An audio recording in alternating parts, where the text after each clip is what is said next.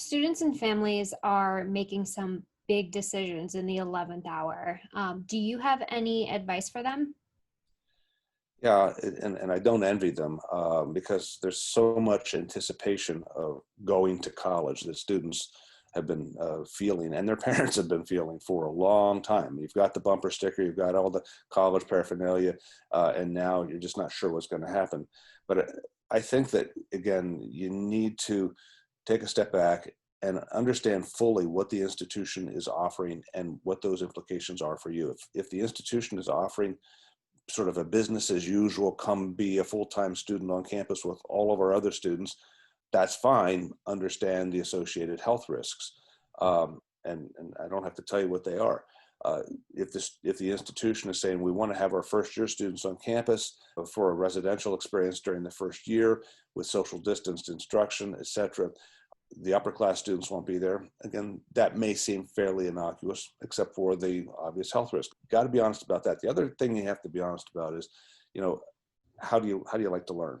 And if you're most comfortable in a learning environment where you're in a seminar room with 12, 15, maybe 18 students and a professor and having a pretty intense discussion about whatever topic is there, or if you're somebody who's involved with the sciences or STEM area and the lab is something that's really important to you and being able to learn by what you're doing, how's that going to work if the institution is offering you a virtual or online option for the first semester or the second semester as well?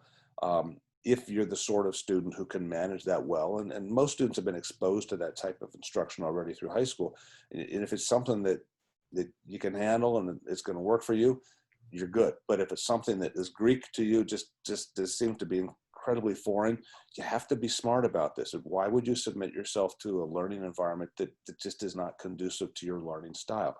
And some people will say, well, it's XYZ school. I got in, it's an amazing place, and won't it hurt me down the road? No. You can talk to the school about maybe taking some time off, doing something differently, gap year, deferral, etc. And most schools are, if not all, are going to honor that request. Some families might say, well, maybe we ought to just change the destination. Does it really make sense for our student to be thinking about studying, 8 hours away in a closed environment like that?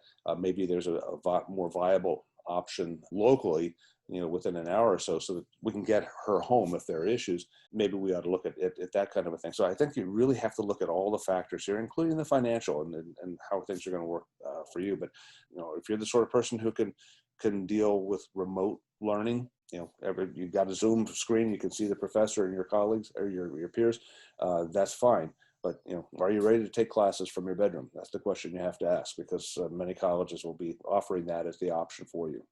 hmm It's a lot to consider, so many different variables and factors. And I love how you positioned it, because you really do need to do some assessment and figure out what's the best option for you. And I just, if I were in their shoes, I don't know what I would lean towards. It's a heavy decision, and it's an important one.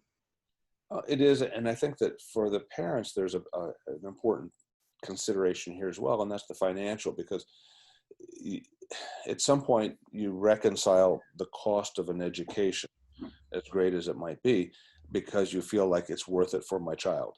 Um, and you imagine what that education will look like, because it will be live in class instruction with professors, et cetera. Now, if the institution is offering a full course load in the fall to be delivered remotely, virtually, I can well imagine that a lot of people say, but that's not the same. Why do I need to pay that much for that, the same amount for that type of education? Then I think that's a fair question to ask, and you need to explore with the institutions what variability there might be in price structure for that. Now, the other part that I want to note here with regard to cost is this: for many families of students starting in the fall, regardless of what the cost looks like, the ability to pay looked much different back in February or March or even April than it does now, because a lot of folks have lost jobs, been laid off, found that they've been furloughed. And so the financial picture for many families has changed an awful lot in the last 6 months. So if you're a mom and a dad trying to figure out how to deal with that part, and you're staring at the bill for the first semester, and where's the money going to come from, and the relief checks from the government just aren't cutting it. Um, I think that what you need to do is be in direct contact with the financial aid office, that institution. Financial aid officers are able to hear appeals based on new information. What they won't necessarily do is appeal a financial aid award or give financial aid where there may not have been any before, simply because you say, well, I need it or I want it, or my kid's best friend down the street got it, so why can't I get it? If you can show that there's been a loss of work, employment, there have been serious health issues that have come out of this, COVID-19 or anything else, things, emergent issues in your life that have become very expensive. If you can provide documentation of that to the financial aid offices at the school to which your student wants to enroll or expects to enroll in the next few weeks, or start classes in the next few weeks, that's what you need to do, and you need to do it now. But you need to have hard documentation in order to make that appeal. That it's another of those variables right now. Especially if the family's financial circumstances have changed. Make sure that you go into this very clear-eyed and know what the expectation is going to be for you. So two things, again, make sure you know the variability of a fee structure if they're offering online instruction. And some schools will change the rate for online instruction. And make sure that you are reconciling your current financial circumstance, your ability to pay now, with the cost structure. And if that relationship has changed, you need to be in touch with financial aid offices pronto.